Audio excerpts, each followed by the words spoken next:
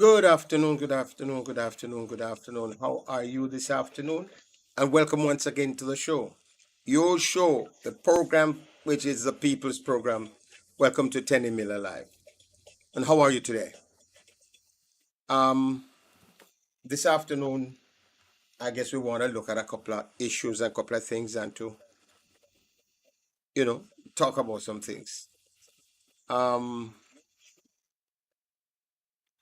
we're gonna be discussing the or try to dissect the heartbeat of the nation from the boardroom to the bedroom if we can, from garden house to a workhouse, and if it affects your pocket, and it affects if it affects your wallet and it affects your vote, we're gonna talk about it today. Um,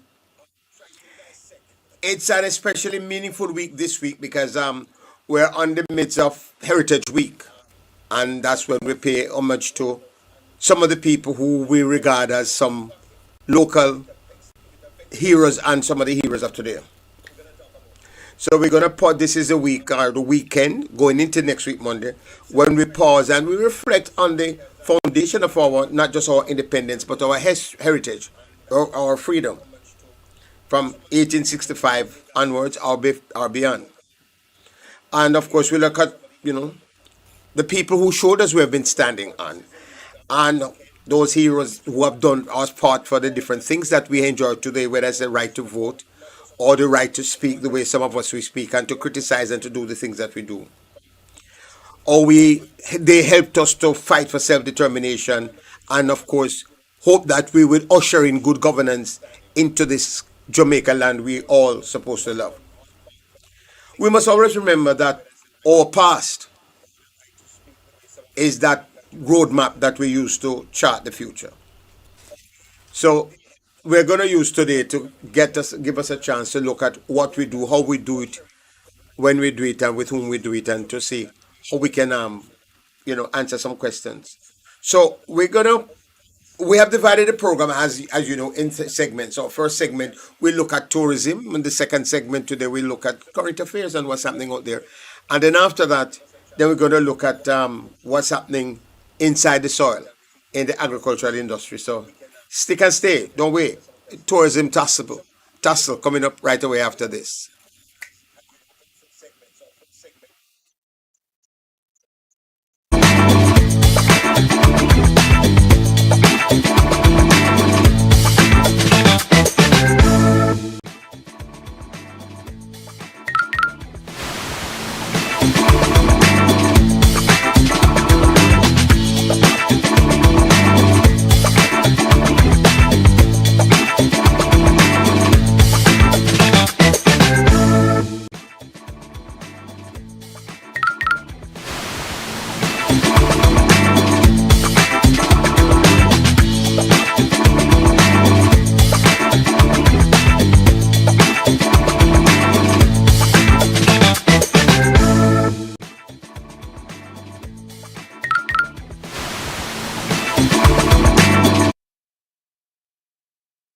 Welcome back.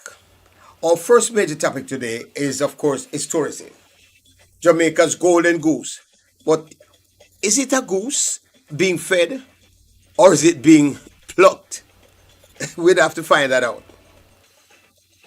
Let us start at the whole macro part of the whole thing. We are seeing record stopover arrivals, more mega hotels being built. That's good for foreign exchange. Yes, but here is the Tenny Miller Live question.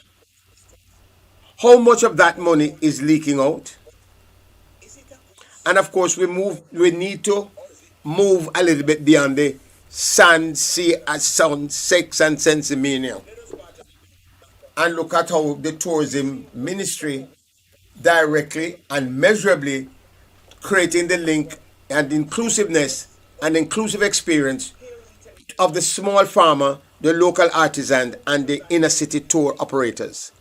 Because when you listen to officialdom, you get a bigger, robust picture of what is happening from that macro side and without a doubt, from the point of ministry based upon policy, I would imagine. But at the same time, when you listen to the average man on the Clapham bus, the average man on the handcart, the man on the road, he tells you that, you know, things are not happening the way he thinks or he feels it was.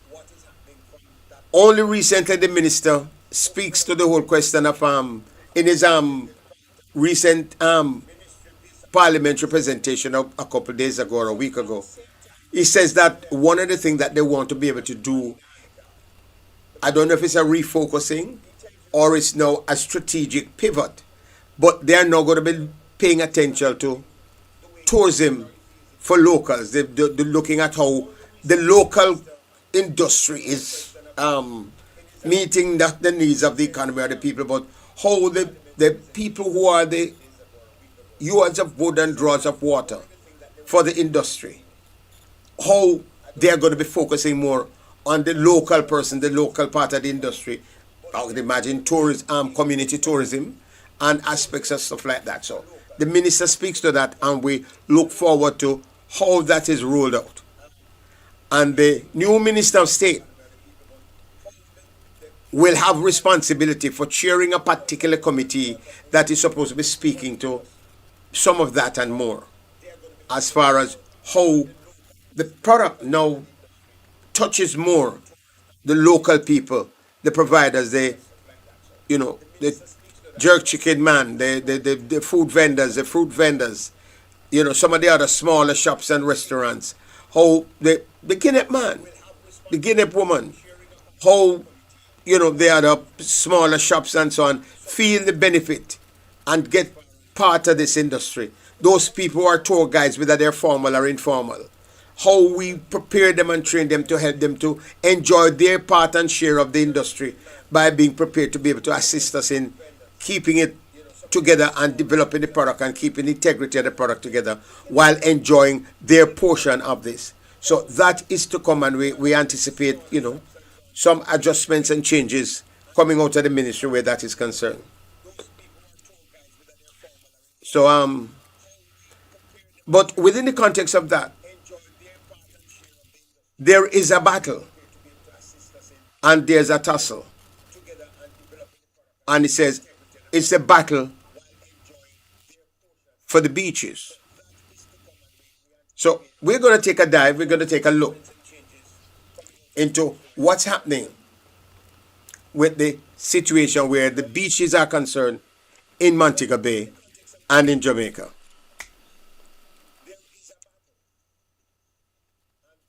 Now, that will bring us to the Montego Bay.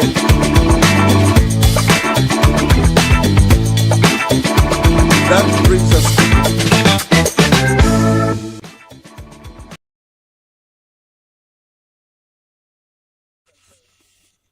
the Montego Bay beach battle, because it's a battle that is taking place not just only in Montego Bay.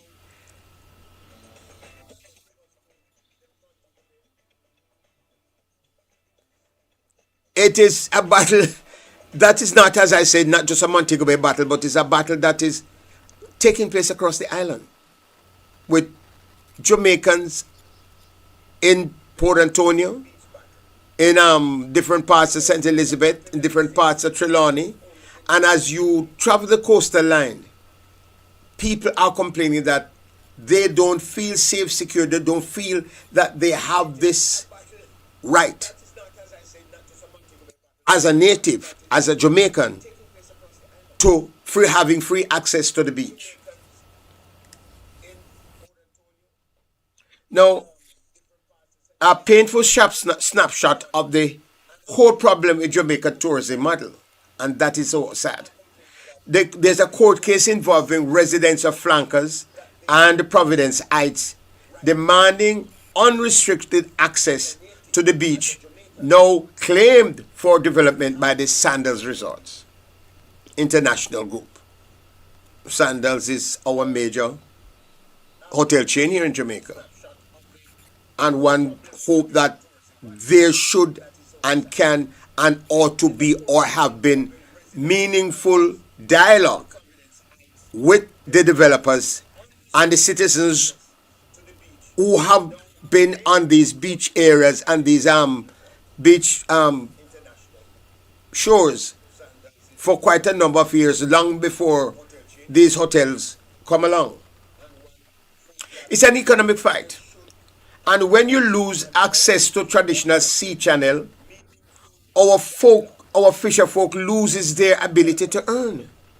When a major resort expands with over the water bungalows, as is now planning, as is now the part of the plan, the development plan by the Sandals Group, they are effectively privatizing the ocean itself. Because you talk about over the water bungalows, so they are now going into the ocean and putting in bungalows, and those areas naturally would have to be privatized. This is a systemic issue where public beaches are being divested.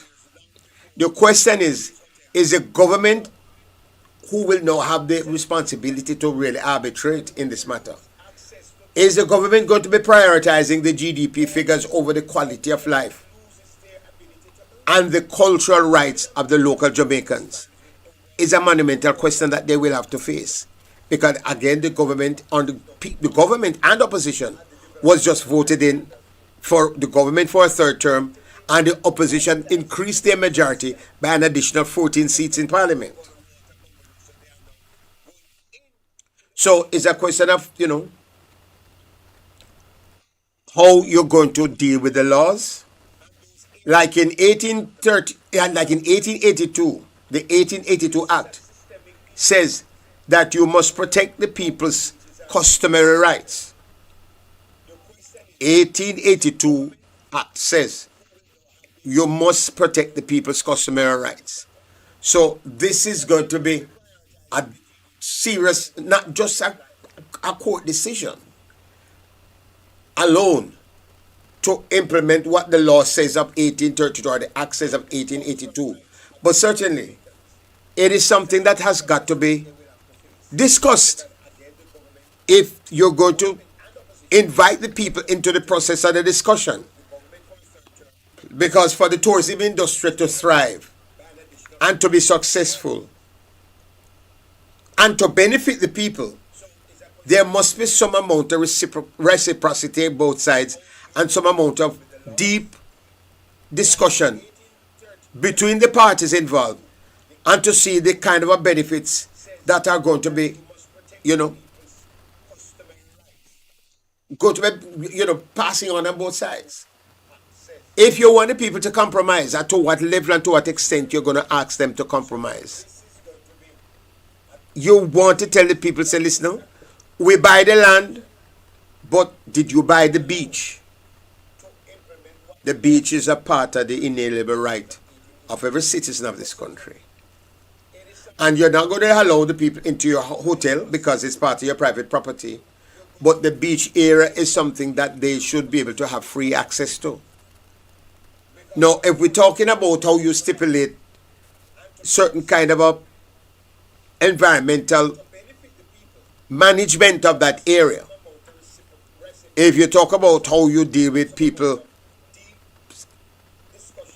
the independence of accessibility that they will have or should have based upon the Act of 1882, you expect them by virtue of the fact that you are operating a business within the same confines.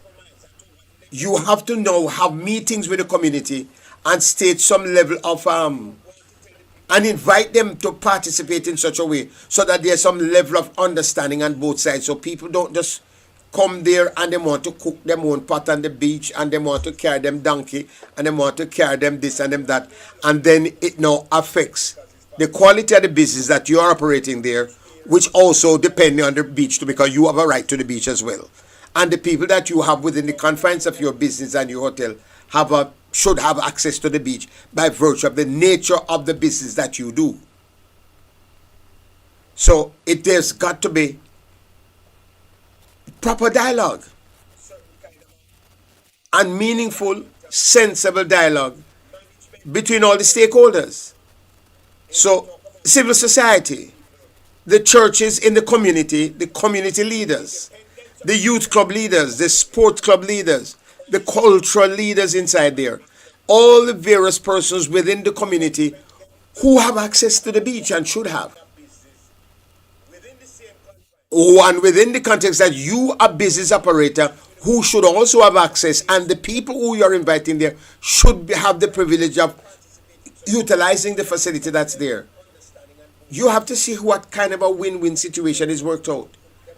Do you employ people from the community as part of the staff on to occupy the area because they are part of the community where the beach has been at for long before the hotel came along? So what is the level of employment that comes from the community so that they can know that they have a stake of ownership / responsibility into what's going on there? So they must be able to protect and help to restore and to give access and allow common access, comfortable access, respectable access by everybody, by their family as well as by the business owner, so that it operates for the benefit of everybody. The political directorate has got to play a very meaningful and serious role within the context of that, because you represent the people. You're not going to lead a demonstration, go down there, if you could try to shut down the people in the hotel because you say it's your beach and then it's so many $1 million worth of investment on their land. And they also have a right to the beach as well by virtue of the fact that they're owners of the land. So there's got to be some very serious, meaningful consideration and discussion taking place. And how do you allow the community people to have some amount of stake into this protection? What is that you offer them, and what kind of a arrangement that you get into in terms of, apart from some of them might be housekeepers or groundsmen or chef or entertainment coordinators from the area. There might be an operations manager, food and beverage manager. You have to search within the community. What are the skill areas that you have here within the confines of here that can be employed into, and that we can upgrade and train if you don't have them, but the potential and the possibility exists, so that you make sure that you give as much as you can participatory ownership to members of the community, so therefore they have a responsibility and an interest to protect and to contribute towards the development of both your hotel, as well as to make sure that the beach that they enjoy and they still have access to enjoy, it is done in a very respectable, decent way, and in a way that you accommodate other visitors and other people who are there, just like if they as an individual would invite a visitor from out of town or a relative from out of town to come and spend time with them, and they have to go to the beach the same way. You expect that the rest of the neighbors would also help to facilitate the persons sharing the beach. It's a very tricky thing. It's a very difficult thing to navigate, but it's not impossible. It is not impossible, but it's a question of whether or not all the various stakeholders are prepared to really make sure that it happens. You understand me? Because if they do not participate, if they don't feel that they're part of the ownership of the process, you understand me? Then we are going to have some serious issues. We are going to have some serious issues. So therefore, we invite them to, you know, see how well things are happening, how well things are going, how well they understand that it is because tourism is my responsibility, it is theirs too, it is not just the investor's responsibility, but then the tourism product is not just for the hotel to make the man or the owner become a rich entrepreneur. But certainly, what also must happen is that the nation has got to benefit from the returns that comes from the hotel industry because it is contributing to the GDP. And all the aspects and the components of this has got to be put on the table, and community people understand this and buy into this. No, you can't employ everybody from the community. You can't find a job for everybody because the community might not have all or most or even a third or a quarter of the requisite skills and persons and things. And to what extent is the hotel or the business people willing to invest in some of the community people to be able to upgrade their skills and their talent so that they might be able to now be in a position to help to participate into the development of the hotel and the growth of the industry and the business. So therefore, everybody now is a beneficiary. So we're asking that everybody, good sense will prevail. And it doesn't have to be a situation whereby a judgment would have to be made whether totally in favor of the hotel or totally in favor of the community. Because growth and development has still got to take place. And the water is a common ground for wealth creation and for individual, not just pleasure, but development, economic and otherwise development. So it's important that good sense prevail and new thinking. Because if the hotels make an effort to create some meaningful thinking in the process, in terms of how this thing happens, and when it happens, and the participation that we offer to the various community members from the flanker area or from any area where there's a beach and there's a hotel or a property of some sort, then, it's important that they come together. They find common ground. They find a way to make sure that good sense can prevail and they understand what are the various things at stake and how we're going to be able to make it all happen and make it work for everybody. I'm your host. This is Tenny Miller, and the program is Tenny Miller Live. We're coming to you from Flex TV and from the Tenny Miller Live platform. So let us see what happens coming out of this court case. The issue is still being debated in court, and they are to return to court, all the parties involved. And I know the flanker area, the political person there who's carrying the discussion is Mr. Allen, who was a candidate for the People's National Party in the elections recently. Right? And he made a political promise to make sure that, the matter is going to be resolved. So, we hope that, there's going to be some amount of sensibleness that will prevail, and discussions will, be on in earnest, and there can be a resolution to this matter as soon as is possible. But, so, as we wait to hear that, we're just gonna just spend some time to make sure as we look at what is happening in the tourism industry and we spend some time for that, we're just gonna have to look at how this industry enriches the rest of the environment and how the soil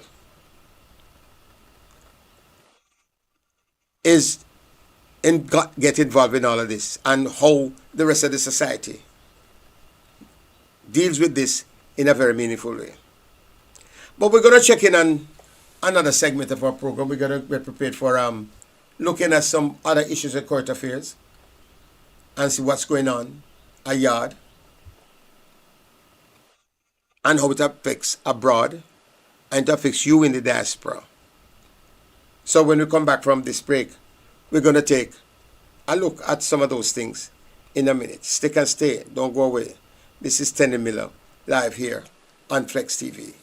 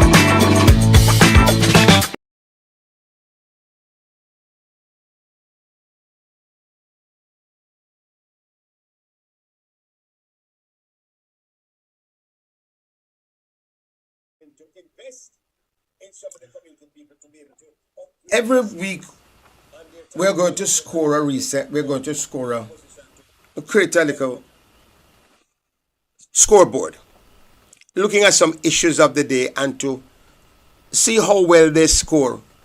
And I would invite you to send me an email throughout the show to find out to let me know what you think. Just send me an email to tennymillerlive@gmail.com and then we can see exactly how you score some of these things, or send us I'll give us a call and we'll be able to see where it go. Fine. Now I will score them 1 out of 10, whether it's a broke pocket idea or thought, or whether it is something that is good and broke pocket and bad policy, or it is something that is going to be benefiting the outer. The dust is still being settled from the recent election, and the Prime Minister has issued an invitation to the opposition for them to begin to talk, begin some Vale Royal talks. about constitution reform and Jamaica becoming a republic and all that. And I think it's a great idea. Fine. I don't know how you score that, but the question is, will this move us forward, or is it one of those discussions that you think is going to be going around in a circle, around the mulberry bush? You can think about it and tell me, whether or not you think is something that's going to be under like a stream. But for what it's worth, this move by the Prime Minister, I'd give it a 7 out of 10. I don't know about you. I'd give this move a 7 out of 10. You see, a victory is only meaningful if it comes with a clear mandate for real social and economic progress.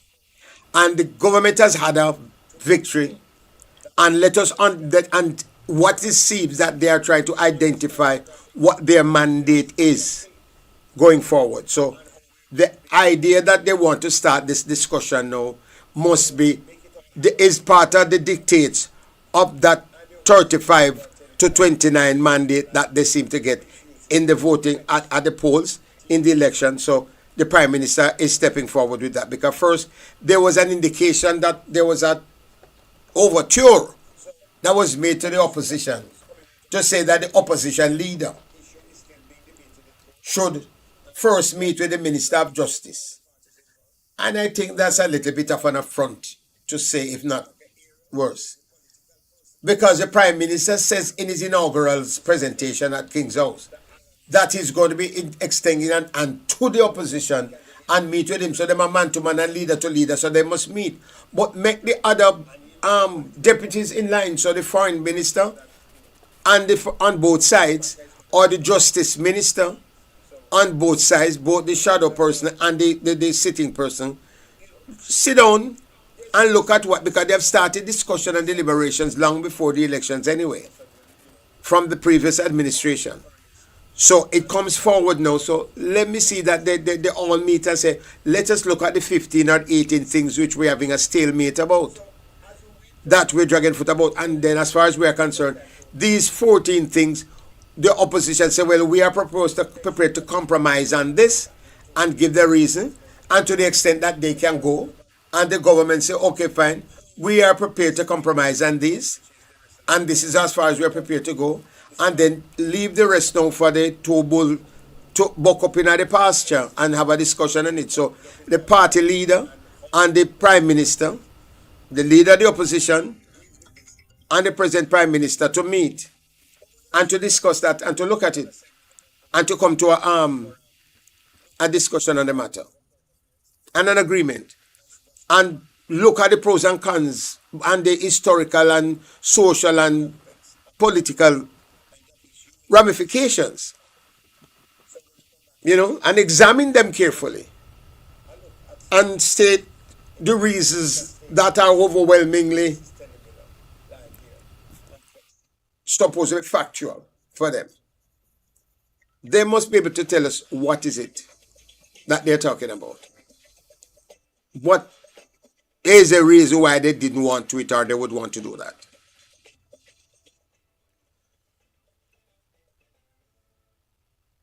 No,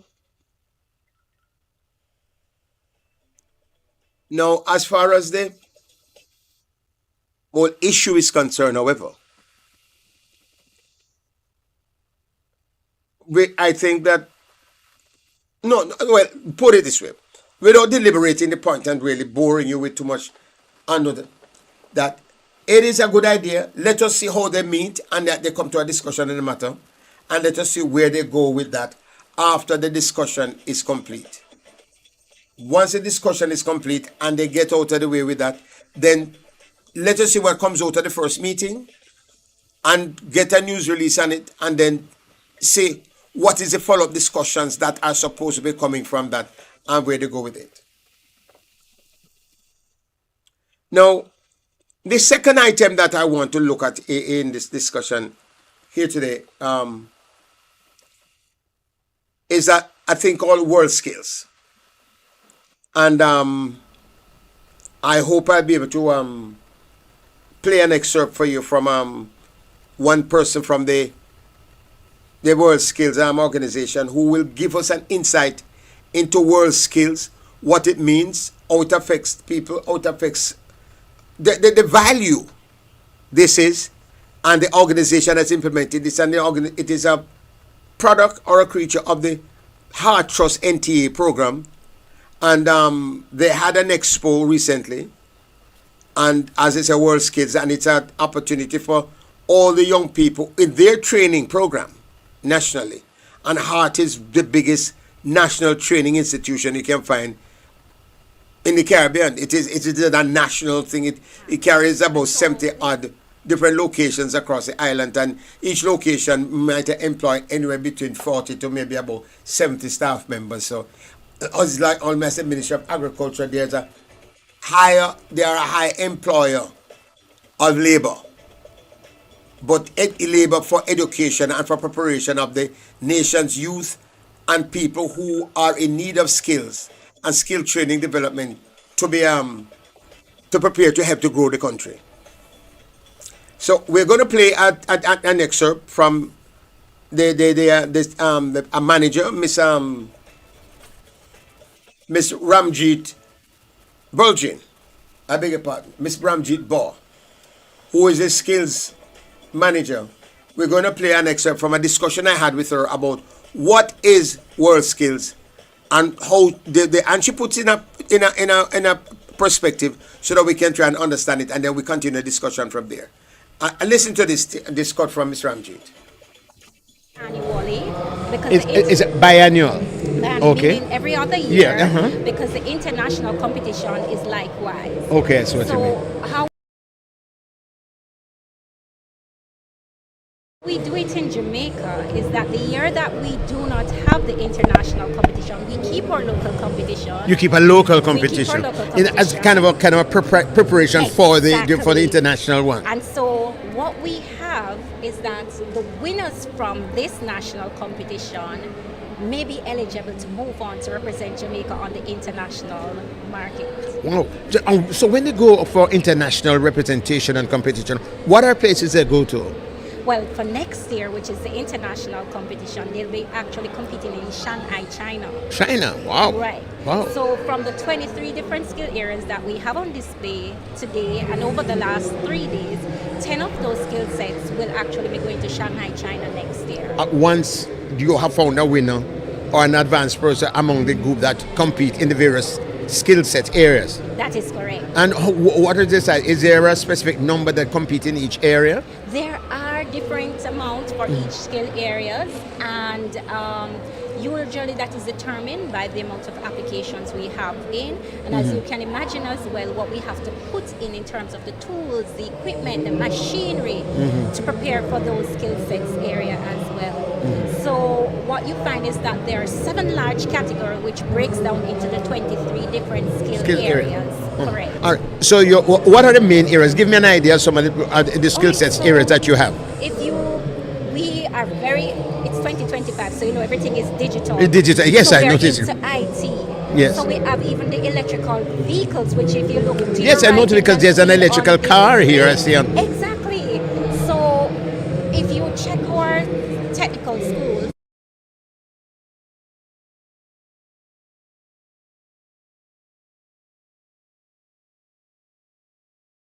so our students are actually trained to work on the electrical vehicle because that is the present Okay. and the future. Yes, of course. And we have 3 different levels of skills three different levels of which a student compete in. Yeah. So we have the tertiary level, which is considered as the hard institution, the universities, and other And tertiary. UTech, Okay. UE, UCC, all those universities can apply to compete in these areas. And then we have the high school level, and then we have the juniors, which are the primary and prep school level. Okay. So if you look today, you'll notice that the juniors, which are the primary and prep school children, they're actually here competing in junior robotics. Oh, They're okay. competing in coding. So hold on. The little picnic them Yes. compete in junior robotics? And they can do even more than you and I can. So we can't call them little picnic. Well, all I know is to do is to turn on, turn off the flashlight. Well, they're creating, they're coding over there, creating coding of how to operate on the computer. They do a coding? Yes, so we have coding, we have junior robotics, and then we have painting. Those are the 3 areas that the juniors are competing in today. Wow, interesting.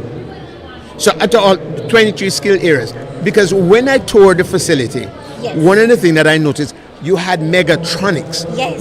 And Up to electronics. Yes, and We up have to the different IT all those areas. kind of names. Those are somewhere I used to watch them on sci-fi TV. Right, but they're the reality of 2025, and they're the reality of our future. That's where we're going.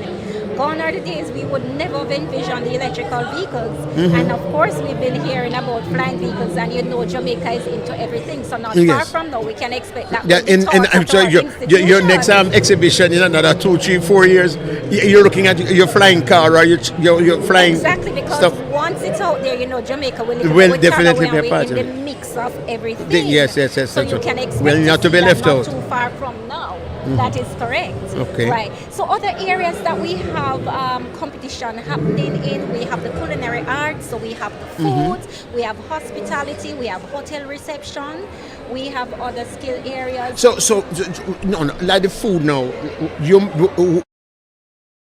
How do you do that? So with each competition, what we have is that we have a testing which is done. The students are given the scenario of what exactly it is that they're supposed to do. So for cooking, they might tell them what meals are to be prepared.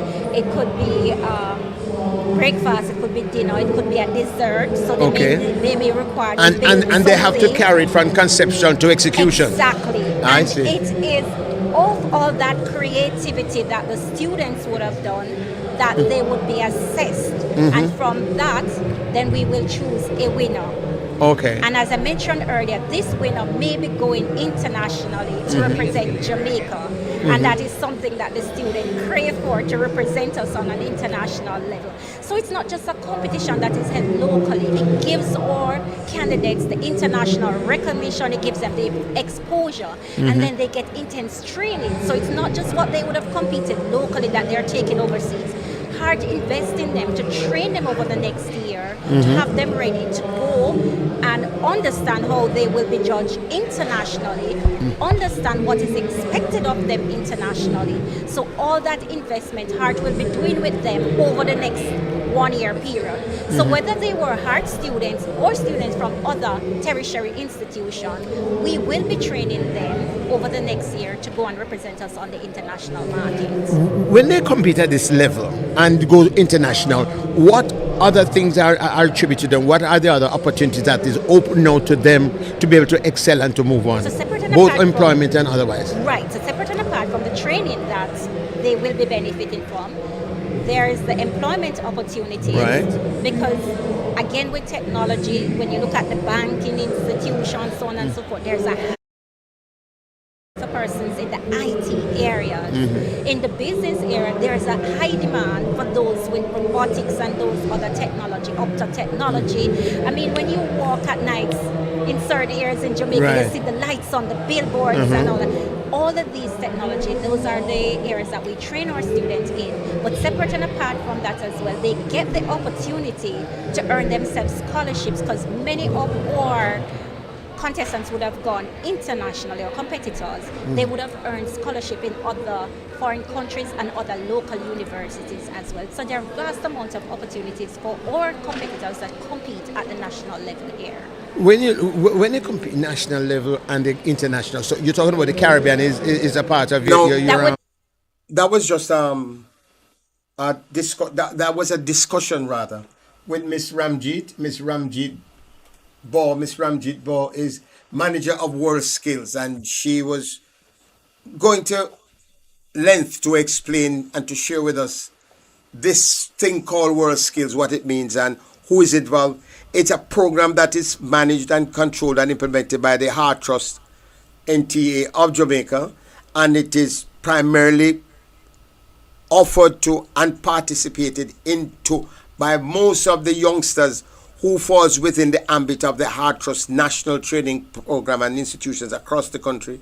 They train people in electronics, in megatronics, in robotics, in food and beverage, in waitering, and in engineering and mechanics, and electrical engineering, electrical installation, computer networking, and they go the entire gamut of the technology and tectonics and all of that. They get into all of that because it is the way of the world and the way of the future. Now, what takes place at the Montego Bay Convention Center 2 weeks ago with World Skills events?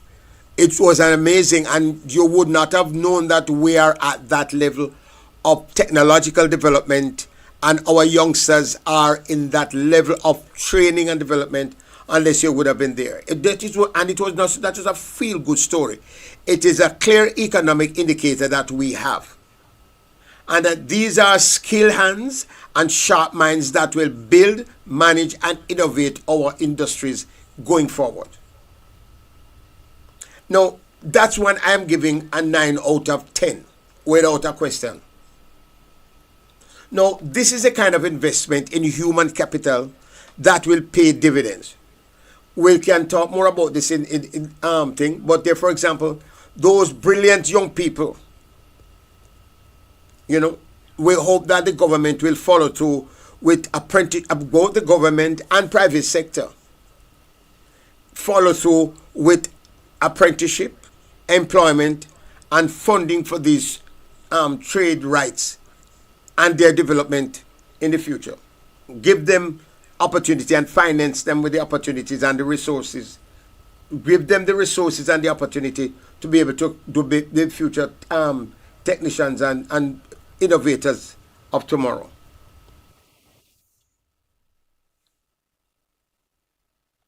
Now, when we will look at stuff like that, it's not a matter about feelings, and it's not must be looked at, well, my party did this and your party did that. Fine.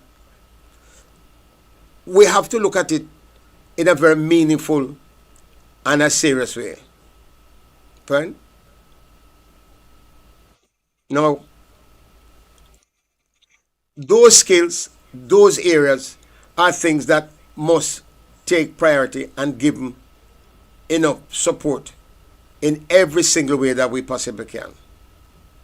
And private sector, people must know what's going on with the art trust and know that, well, we are growing the right kind of we are breathing, training, and developing the right kind of resources so that we can find the technology and the people right here, and we don't have to go abroad to find them or find them from anywhere else. And the level of brilliance that was demonstrated at the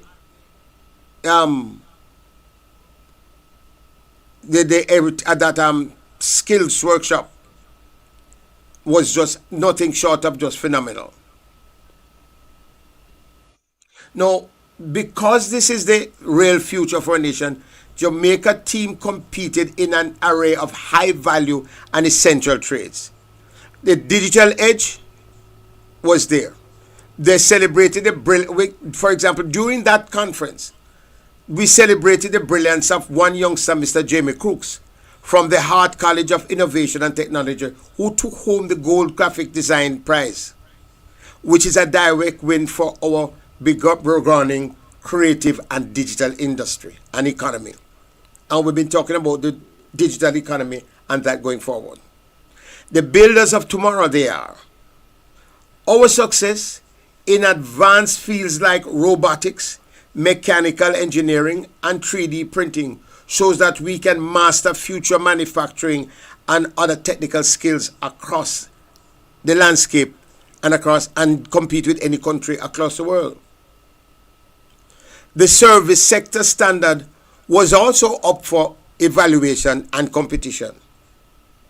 People who wanted to be trained as butlers, waiters, waitresses, cooks, chefs, housekeepers, and we saw our excellence in the hospitality industry in that area, bartending, and the kind of a world-class performance and demonstration that we saw on display. The level of world-class professionalism which can will ensure that our tourism dollar stays right here.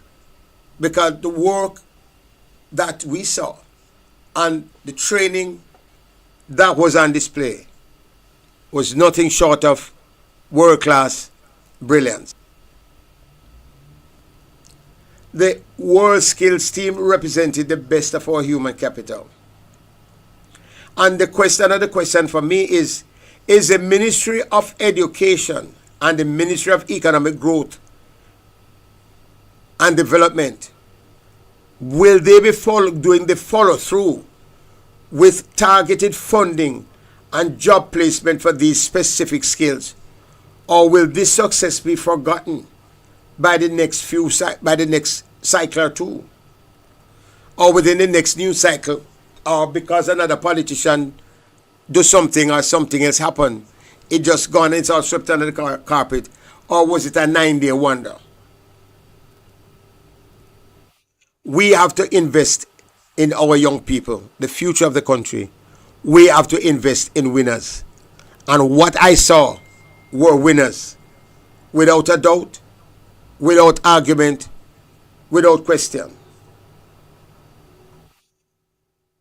So I hope that we look at it in a very serious way. It has got to be a matter that the government not only talk about, and the private sector not just talk about, oh yes, we are going to be doing this and we want that.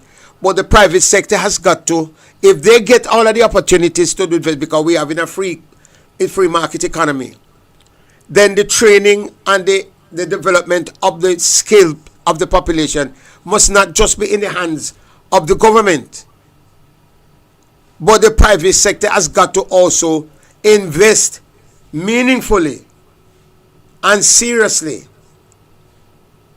into the youngsters and young people in institutions like these, where they can draw them from, and put more money where their mouth is, so that these youngsters can go to different countries or different places, or you can bring some expertise here to give them on-the-job training, employ them, give them apprenticeship, give them employment, give them opportunity, so that we can grow the industries here and we can grow the economy.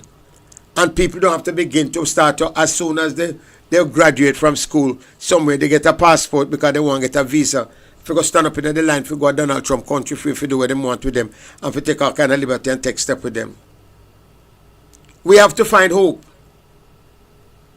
We have to find hope.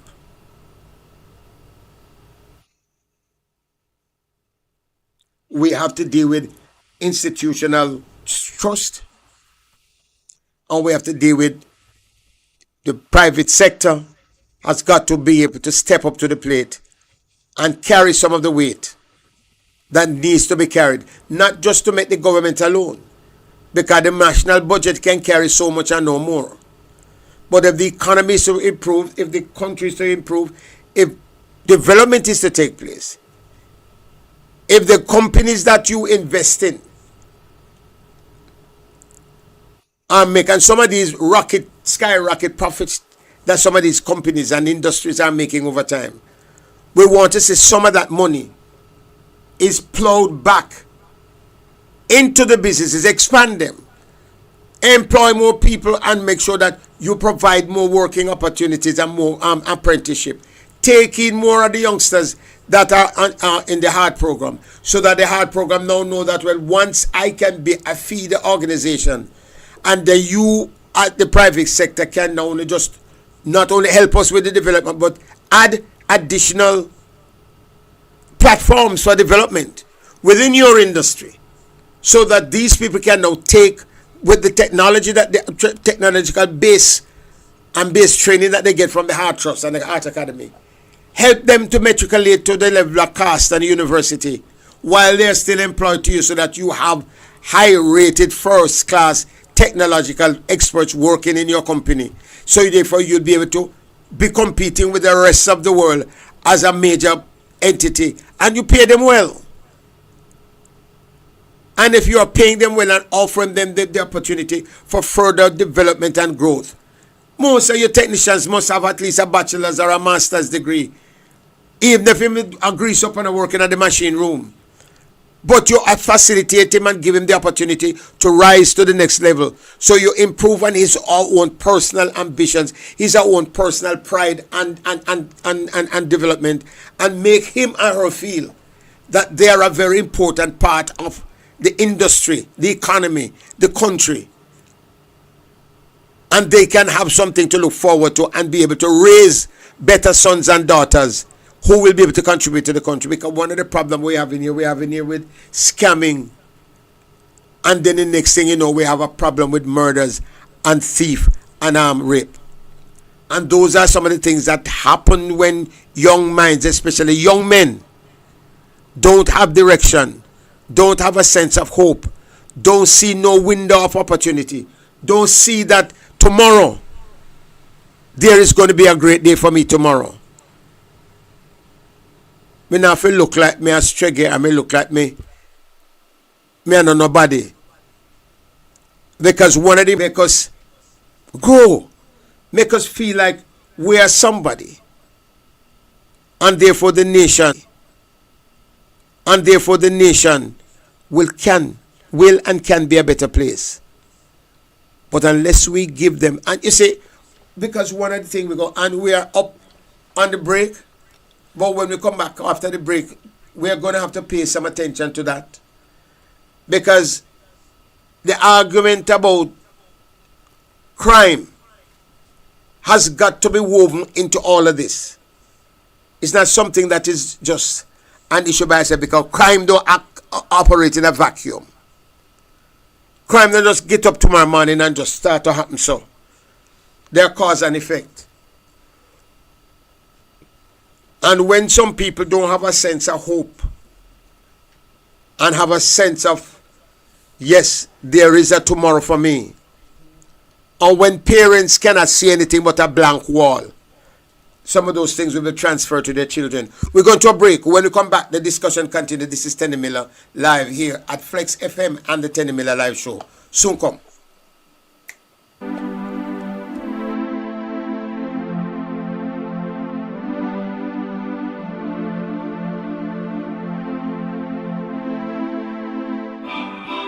Me love Jamaica, me not sell out. Them try clip wings, somehow we can't fly out. But when we there, yard, nothing nice like Jamaica. Roast breadfruit and banana.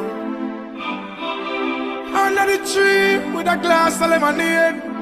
Jumping at the river when me ready for bed. No boy can't buy me out. Me no foreign minded, no way compared to Jamaica. Jamaica love, we wanna feel Jamaica love. Everybody wanna visit Jamaica. Jamaica love, Jamaica. Jamaica love, we wanna see Jamaica love. The one that represent the citizens of Jamaica. Jamaica love, Jamaica. Represent where you're born. True enough hurricane and star. From the crime rate jack, me no matter about tax man, still a hustler than a guan. Jamaican have the link to the link, we connect Canadian, American, England. Make sure say when they are foreign and a hustle, mama visit Western Union. Don't make with build up a foundation. All the hard man, them fear of ambition. Don't flash out all the money back, SSP, any sick guns and ammunition. Real Jamaican, don't show me you want. No matter which part of the world where you stand. Me no matter what them want say about Jamaica, me sing it out loud, come proud to be one. Jamaica love, we wanna feel Jamaica love. Everybody wanna visit Jamaica. Jamaica love, Jamaica. Jamaica love, we wanna see Jamaica love. The one that represent the citizens of Jamaica. Jamaica love, Jamaica. Pick up the youth we are wipe your glass. Youth we are trying always to come last. Don't give up, don't give up. Jimmy Cliff tell them many rivers to cross. Help out your sister if she get lost. Don't turn your face to the grass and pass. Show love to the elders, respect you, can them pave the way in the past. Some man go on like say them better than people. Through them a drive a one vehicle. Vanity make them move evil. It easier for a camel pass through the eye of the eagle than the rich because sit down in a heaven and bitch. That now penny on me ever hungry again. Me a walk and look back every aki tree me a search. Jamaica love, we wanna feel Jamaica love. Peace. Everybody wanna visit Jamaica. Jamaica love, Jamaica. Jamaica love. We wanna see Jamaica love. The one that represent the citizens of Jamaica. Jamaica love, Jamaica.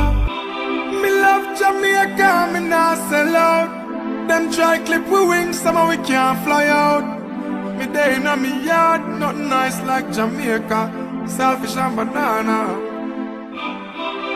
Under the tree with a glass. Wanna see Jamaica love. The one that represent the citizens.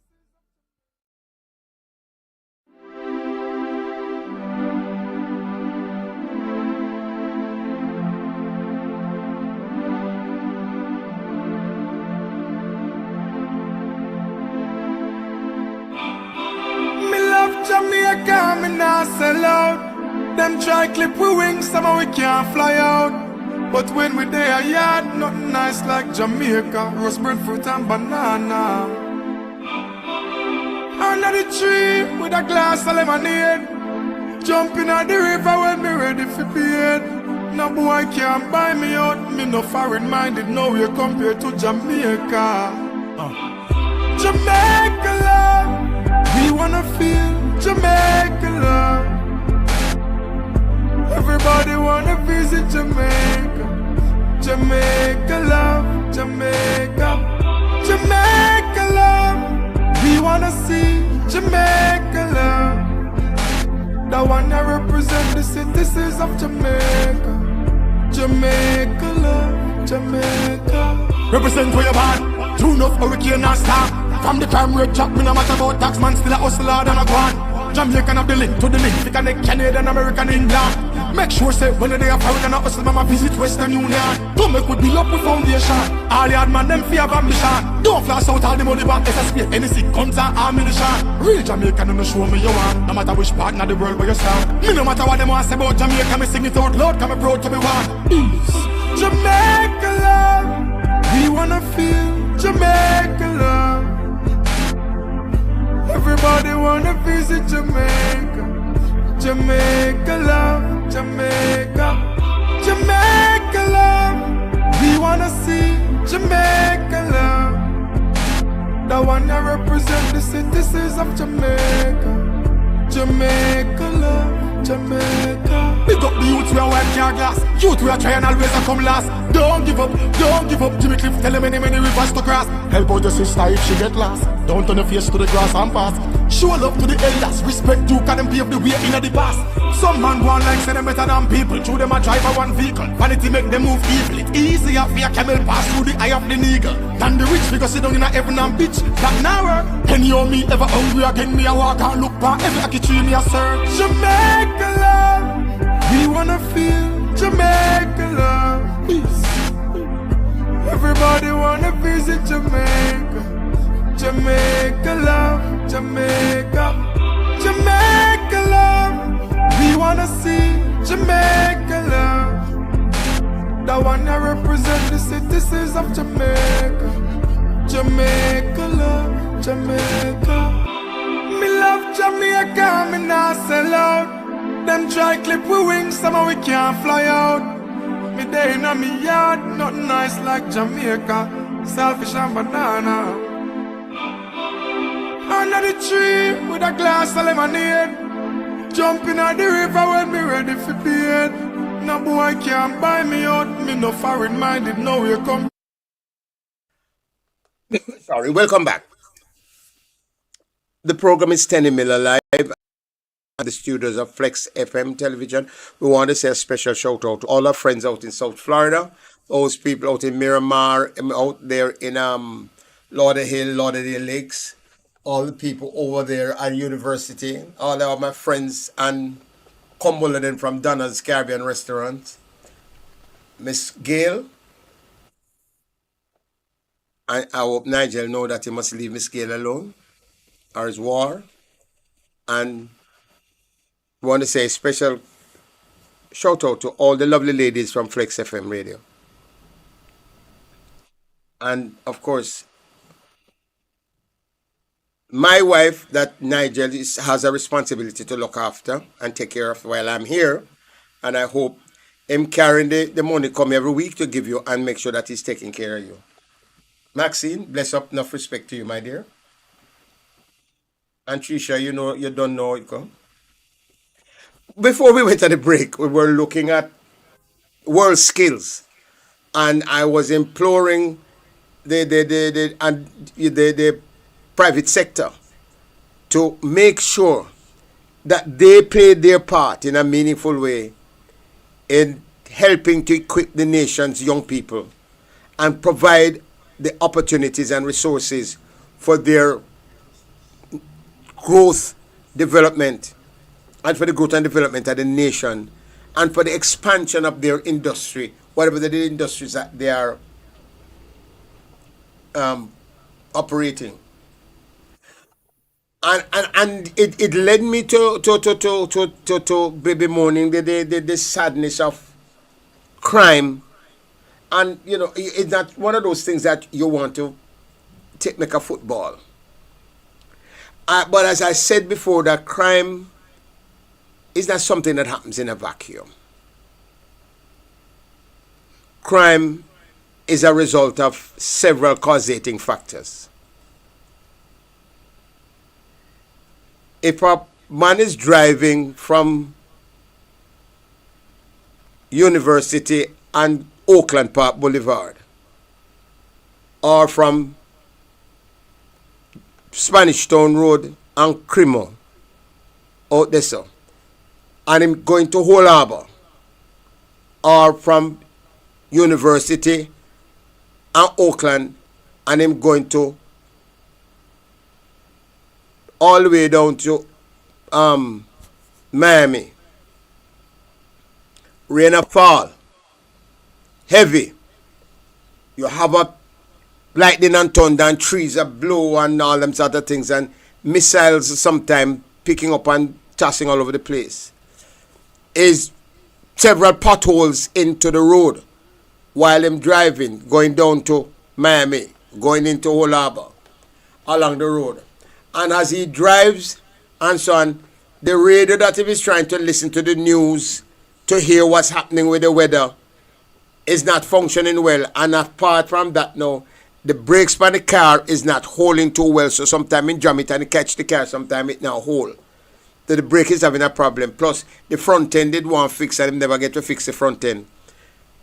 Because him never did get paid on time on Friday. If he get the money, so him could have make the mechanic fix it before the weekend comes. So him drive it on a weekend and the car not done fix him. Not have the money. Come not get paid yet, so him not get paid till next week. And all of that is bothering him because him not have no money if he carry home to him woman to buy food for the weekend. And the picnic was supposed to get an extra book or uniform for go to school coming Monday, and him now go get it because him not have the money because him never get paid on Friday. And on top of that, by the time him reach Broward Boulevard, by the time him reach outer Central Village, him see one man a come across the road with a whole heap of goat. And by the time him begin to jam the brake, he stop on it fine, if you go get out of some of the goat, as one of the goat, if you go running at the front end of the car.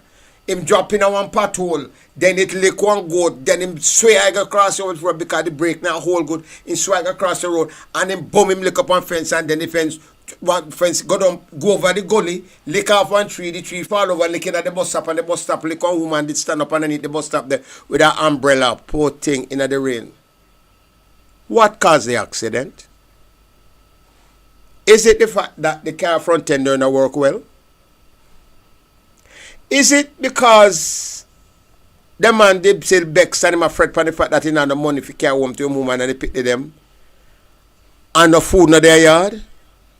So it fog him brain and give him difficulty? Is it because the rain fall heavy and him can't see too good on the windscreen because maybe one of the wiper now work too well? Is it because the goat or the cow them come across the road and him don't want to lick none of them, and at the same time him end up lick one and then him drop in a pothole same time? Or is it the pothole, or is it the fact that the brakes now hold white on the car? Or is it because the front end of the car they mash up? What caused that accident?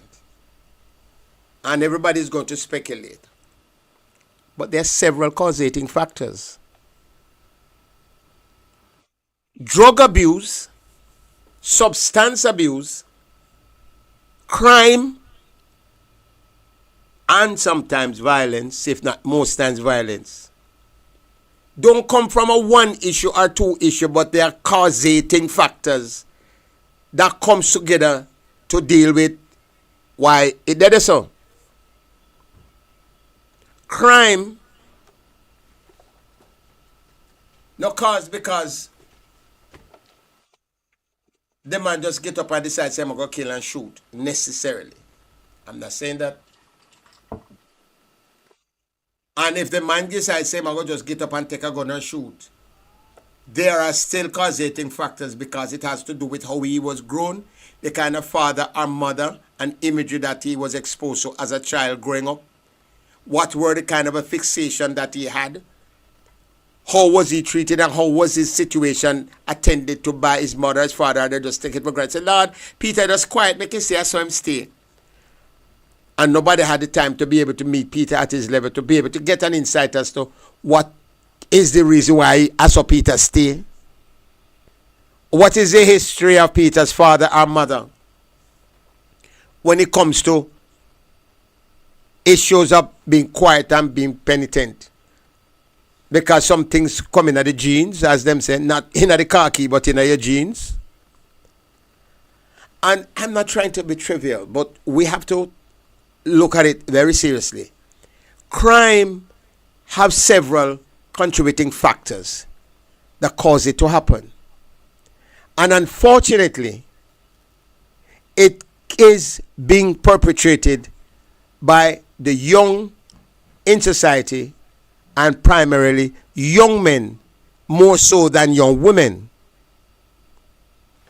So you have a cultural behavior that now is entwined in that, because traditionally we are given the impression and we are made to understand from a child, and I don't know if it comes from slavery, that you must take care of the girl picnic them, because the girl picnic them are going to come do good, but the boy picnic can't stand there, he might have to go ground or otherwise than that. And if the boy picnic not sound like him bright like spark, him not get the attention like where the girl go, because the girl cannot have to smile and just say some nice things where the parents know accustomed to. And if they say no, she bright, you see, and because she nice and she have pretty hair and she think, and them they pay attention to she, and him don't get no until reaches point when she's 4 or 6 years old. Him have to make sure so that she go to school before him go to school, and him have to drop her off with her lunch when him not get no lunch. And there are different things that contribute to that. And you talk about whether or not the parents are work or them now work or for them academic background and all of that, and a whole lot of things come into it. But the society, if you see that we are having some things going in a particular trajectory, then the society has a responsibility to find various methodology to try and fix it. And it's not necessarily primarily to put more guns and bullets at the problem. Because if somebody youth them, the only job them can get is to go to police and soldier. If you come out with gun, if you come bossy and brandish, them are going to come out and brandish it, and most of them going to come to murderer outsiders, legal murderers. Because if them don't like somebody's son, daughter, or picnic, or them getting an altercation like we are having with some of the situations that we are now being exposed to with the police force, we are going to have some of them illegal criminal or murderers with a gun. Some of them going to figure, say, well, I mean, for them job is to stop thief and stop criminal people.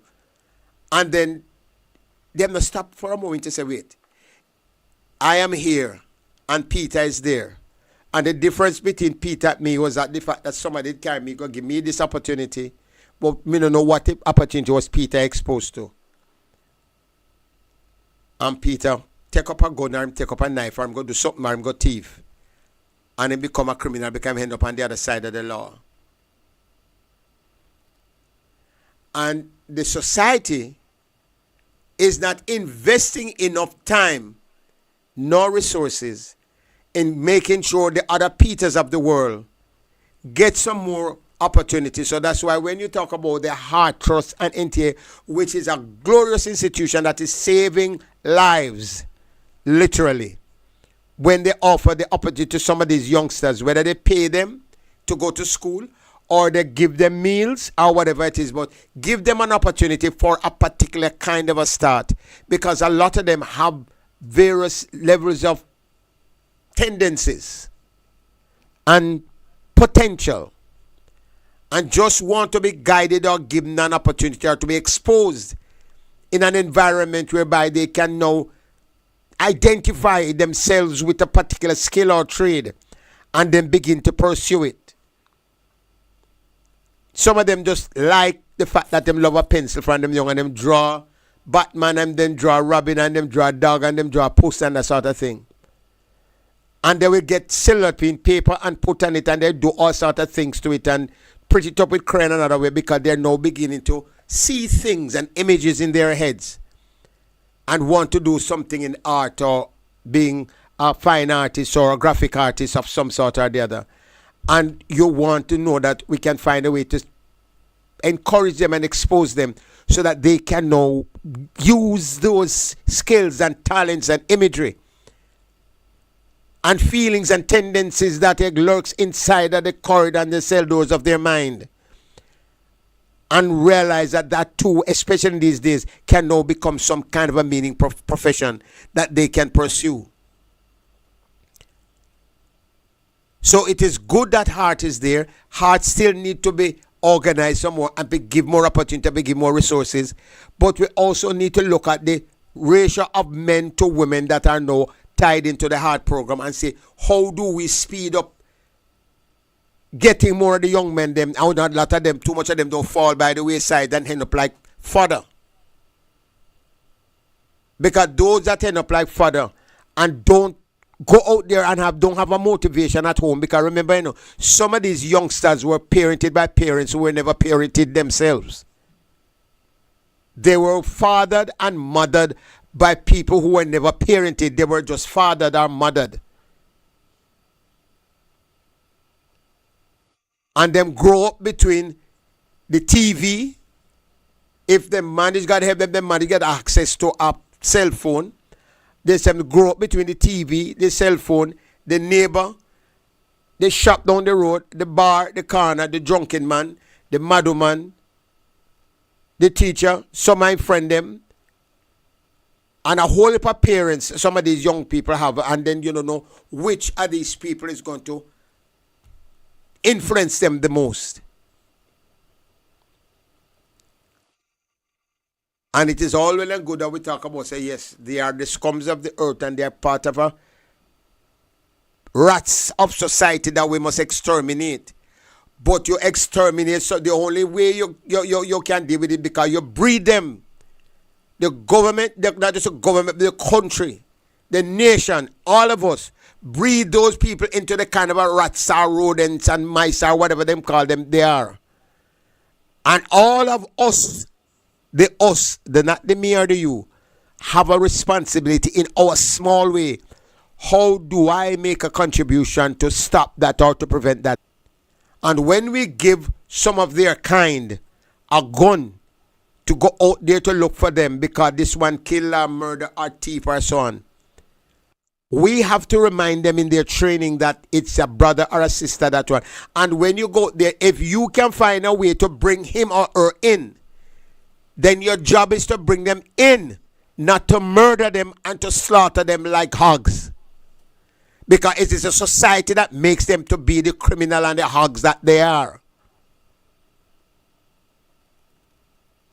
By virtue of the haves and the have-nots and the wants and the needs and the desires and the corruption that permeates in the society. That not only the politician, but all some of us help to create, to want to bring about. So I'm not just talking about government, but one of the responsibility government have, in order for them to understand seriously how to begin to solve this crime, is that you have to apprehend some of those criminals and bring them in and allow your scientists from the university and your social workers and your engineers not just to come there and pity them and talk down to them, but to find time to find out what are the common denominators in all of these youngsters between 14 or 12 that we are apprehending, shooting or killing off. When you find them and you have them, what are the common denominator that exists? Why they are criminals or thieves or they are vagrants or miscreants or whatever you want to call them of the society? What is the common denominator, and how do we find a way as doctors and professors and scientists and all of those people who have all of that get all of the money spent on them?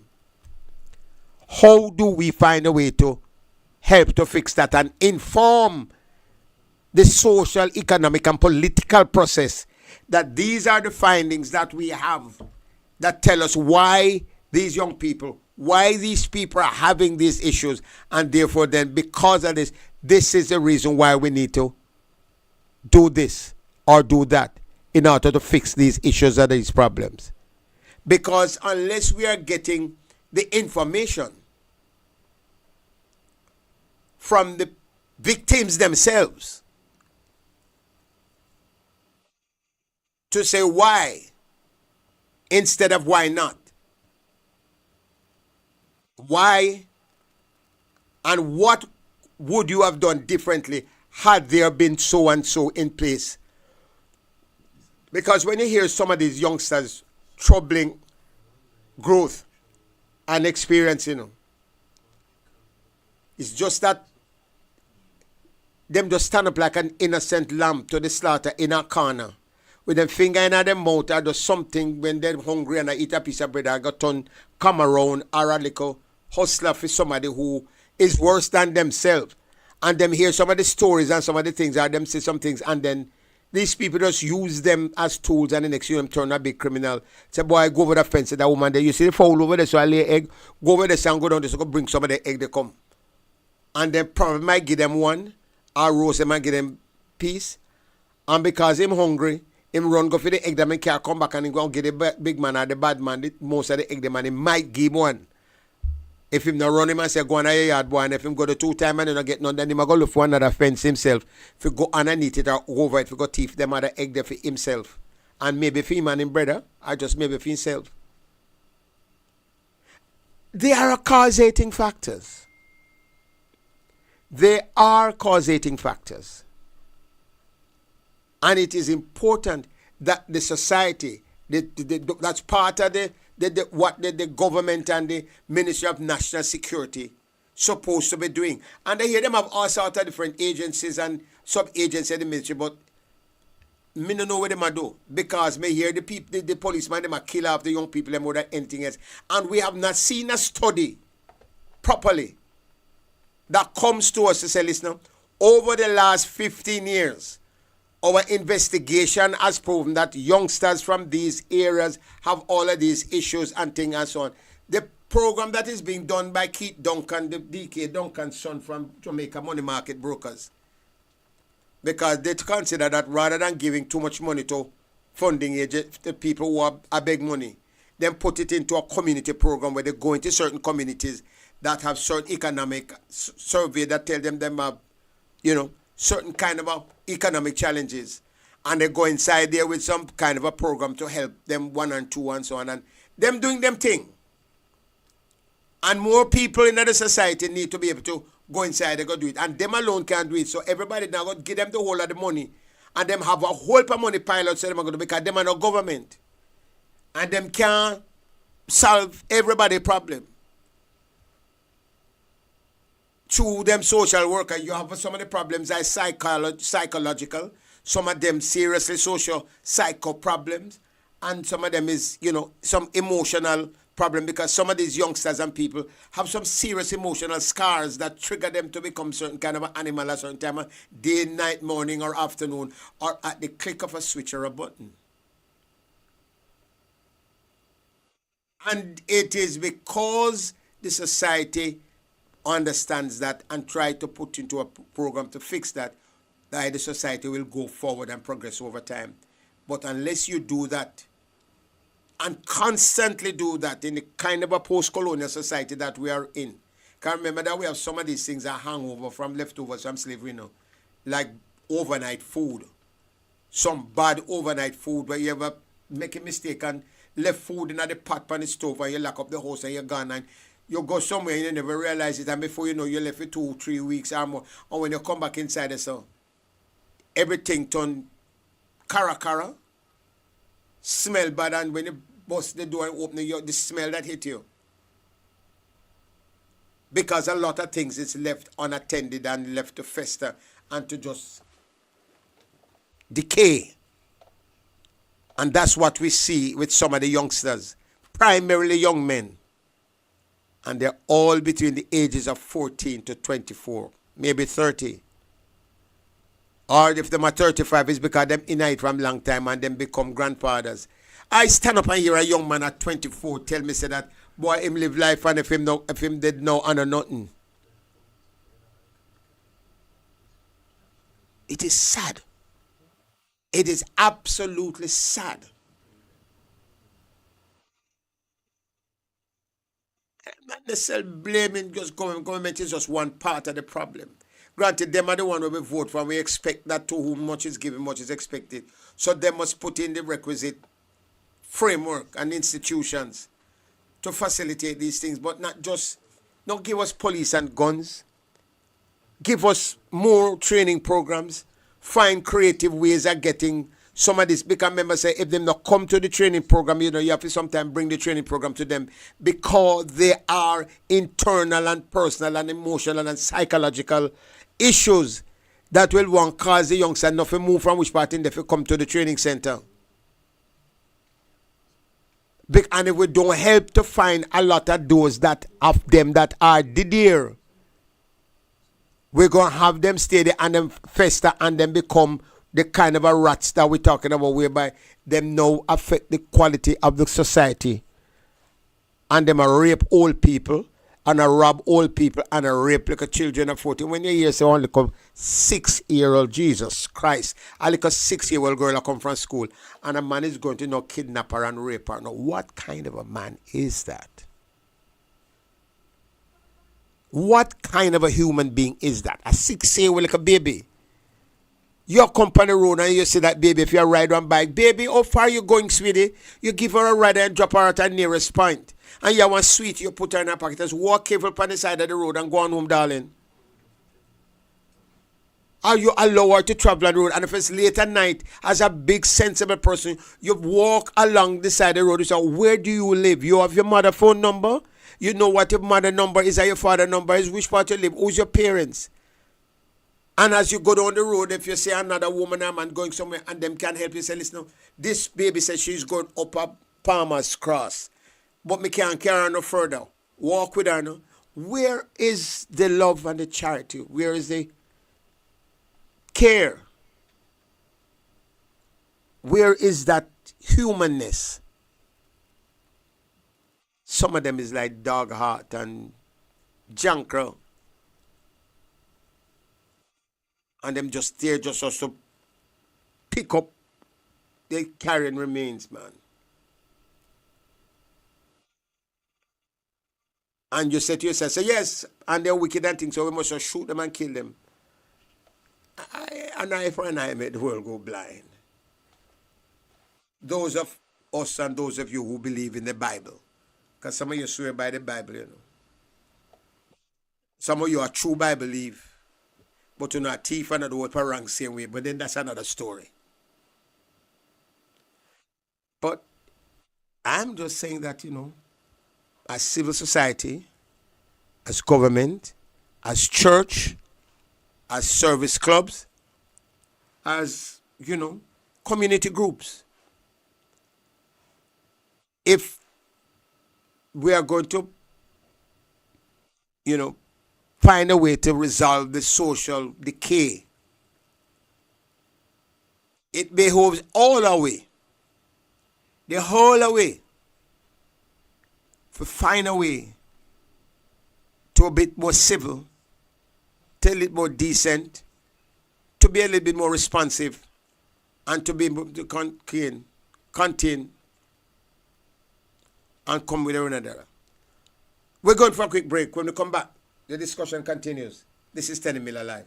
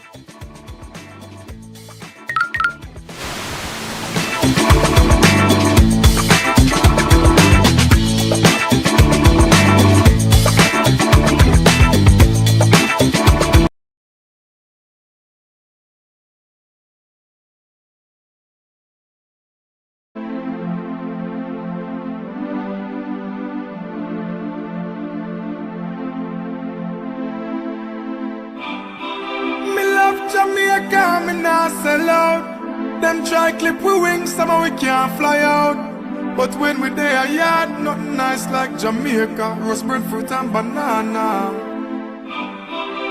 Under the tree with a glass of lemonade. Jumping at the river when me ready for bed. No boy can't buy me out. Me no foreign minded, no way compared to Jamaica. Jamaica love, We wanna feel Jamaica love. Everybody wanna visit Jamaica. Jamaica love, Jamaica. Jamaica love. We wanna see Jamaica love. The one that represents. Back. Welcome back. I leave that conversation so we can pursue the rest of that for another time. But I would like to, finally take a look at the sector that feeds us, the agricultural sector, which is core to our heritage and critical to our food security. Agriculture, our food security, and of course, our national heritage. But let me pause before I continue that to mention that next weekend, the Nakalba Agricultural Polytechnic College in Rambla, Hanover, beg your pardon, in Rambla, Hanover, celebrates 86 years of their alumni association, or 86 years anniversary of their existence. The institution has been around for 86 years, as they say, as an agricultural training school. Yours truly had the distinct honor and privilege of being a past student of that great institution. The fact that I'm not planting tomato and corn and seed, that doesn't necessarily mean I don't know if I plant it. But and they promise to have quite an interesting weekend. They're going to be doing it from Friday to Saturday next weekend at the college, and they're going to be doing farm tours. The Minister of Agriculture is expected to be there. The Minister of Minister of Education is expected to be there on the Saturday, and they're going to be doing presentations and speeches and giving all sorts of interesting things. And I am hoping that this program will be able to find some time to go there so that we can see what's taking place, to listen carefully as to what are some of the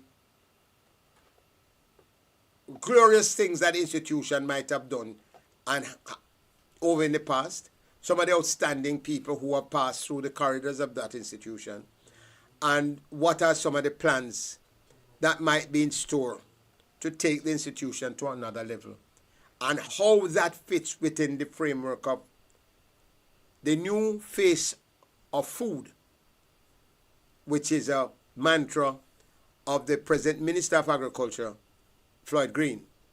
He has a thing about the new face of food. And I want to see how does the new face of food and the future of food fits within the context of those persons who are the future farmers of food. So a tree future, I'll go buck up down this at one time. One face and some future. So we want to see how we're going to face that future, or the future is going to face the food, or the food face the future. So it will be interesting to see how that unfolds and how that's going to be taking place.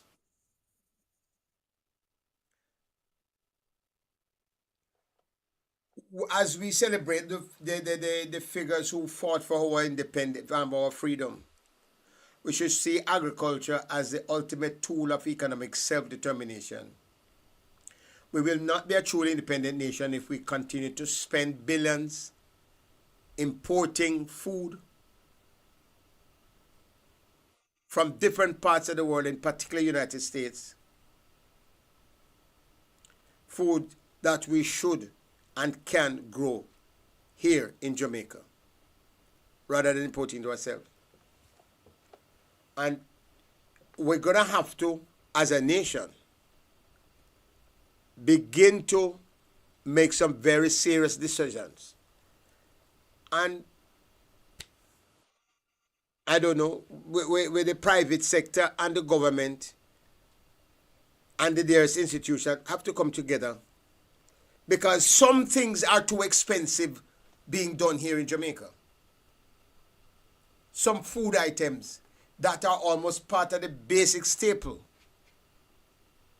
is too expensive.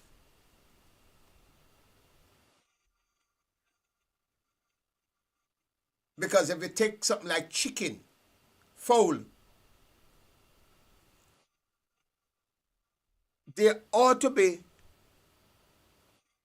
a program that make every house have them 150 chicken in their backyard.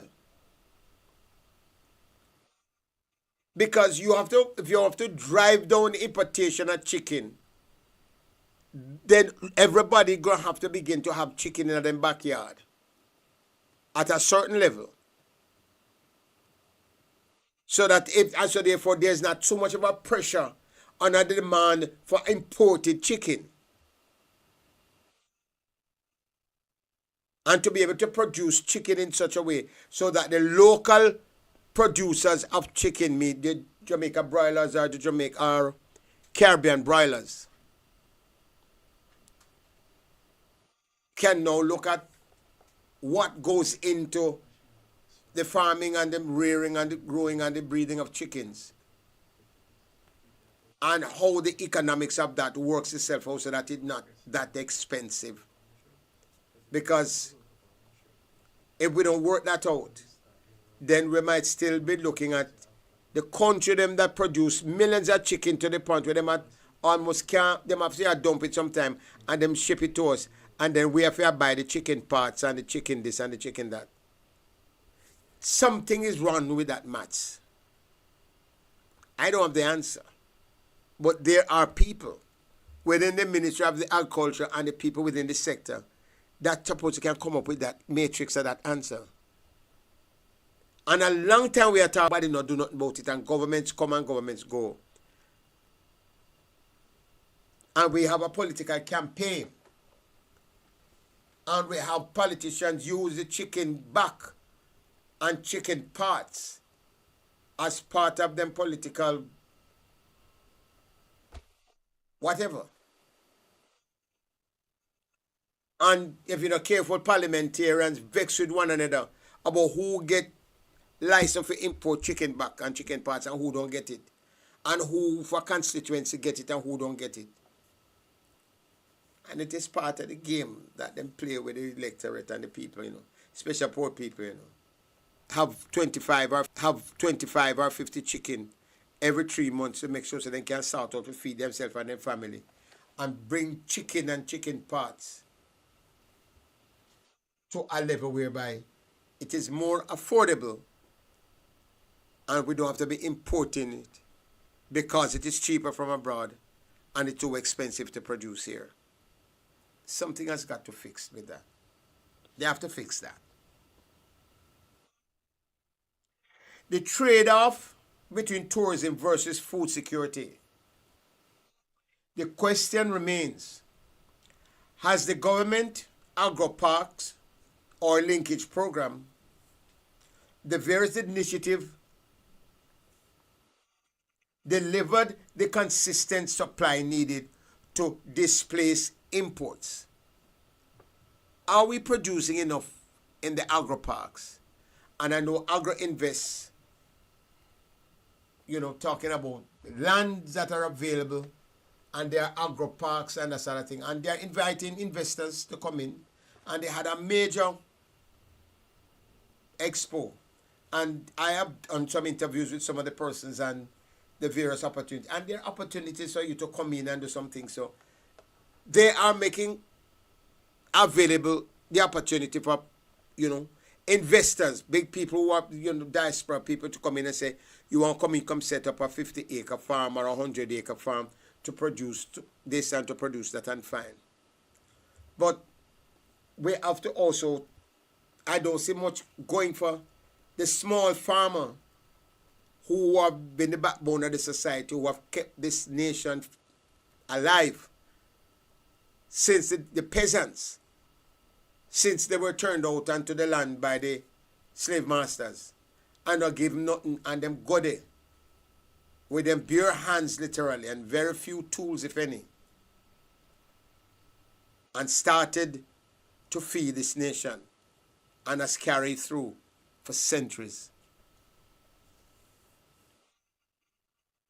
So the agri parks, who are the size farmers that you facilitate on these agri parks? What is the level of productions that we have now? And these are things that we have to get some more information on, so that we know that we have an abundance of sweet pepper, we have enough tomato, we have enough onion, we have things, because we're not supposed to be importing onions, because all of those import things are racket and corruption, you know.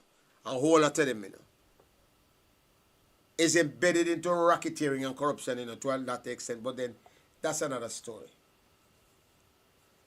And some people are going to tell you, say this, that, thing, and then they're going to ask you, oh, you can't say that, you can't prove it. We're not getting another part there. Can they say bush have ears and rockstone have eye? No so? And sometimes, if some of us see what some of the other of us sees and hear and know, it make your stomach curdle like milk. It move your bowels if you know some of the things that some other people know. But that's not this program for right now. We hope that the agri-parks and the linkages program are really working in tandem with each other, so that we can provide enough food for the housewives of Jamaica and for food and to feed the nation.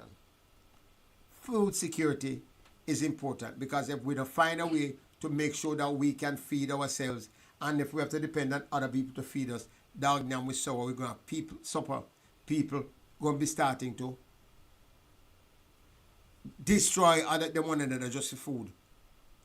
And if what is going on in the north continues, and the very nice, decent gentleman over there by the name of Mr. Trump, if that nice gentleman decides that he wants to take a nationalistic position to protect America first, and you can't blame him same American, or them people that come from foreign, and his wife come from foreign, and most of the people in them family come from foreign, but him same is American, and he might defend America first.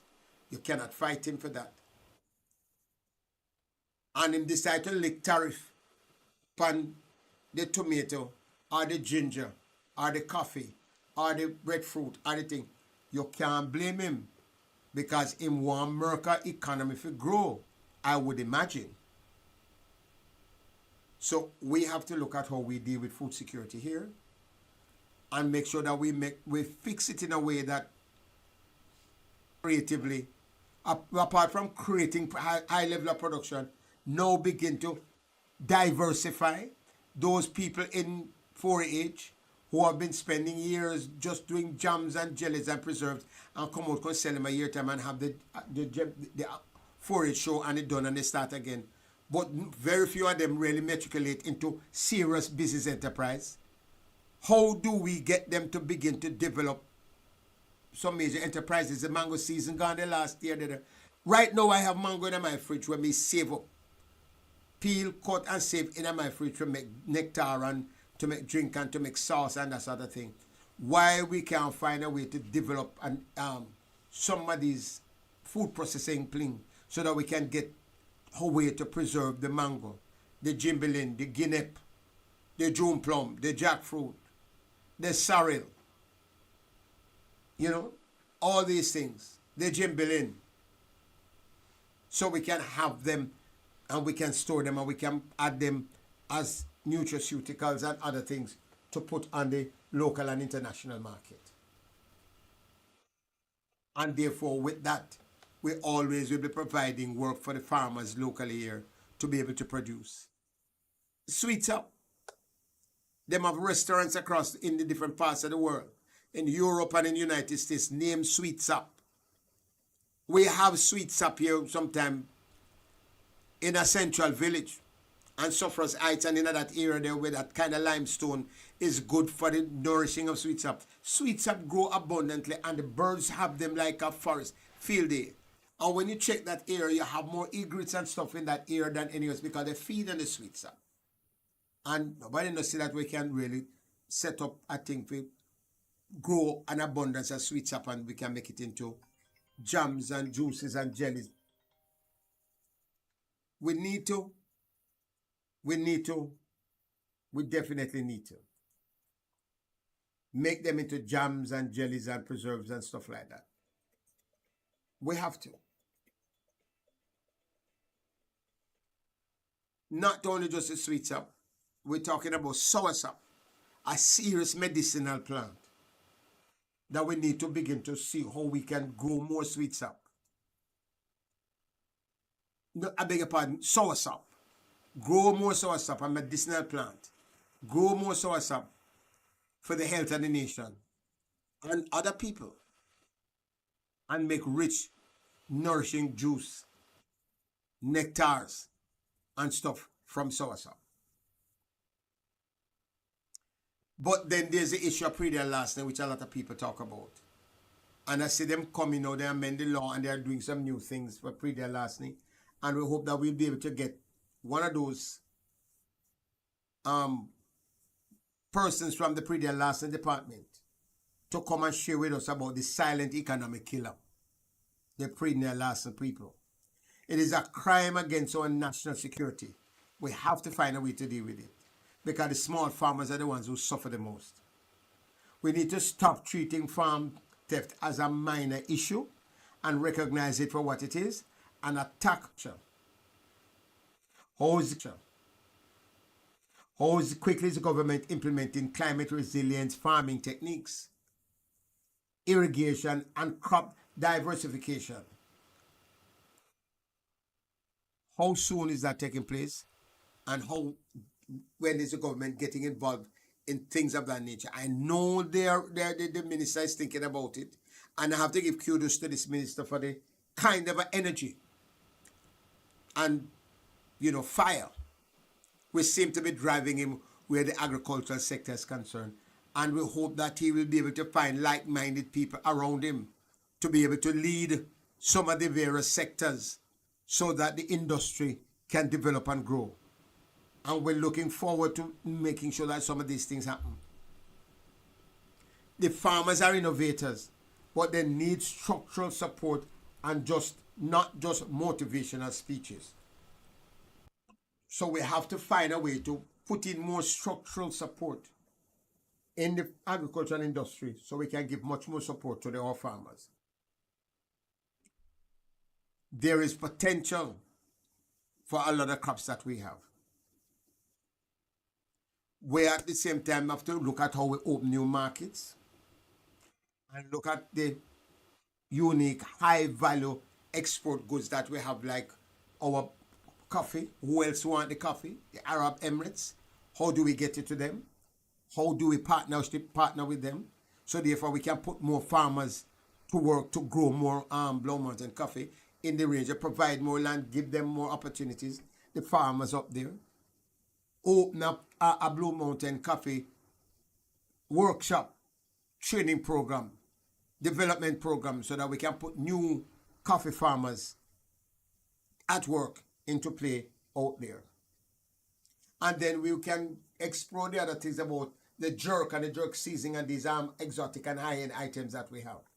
We are just about out of time, but we're just giving you a synopsis of where we can and could and want to go with the program. Of course, you will not always have me here just running up my mouth, but we hope to be able to facilitate our discussion with interviews and excerpts and participation from various persons. And as soon as we get a chance to institute the phone line, which we're trying to put together, then we'll be able to take your calls and your comments and your criticism, and hope not condemnation, but we don't mind being criticized.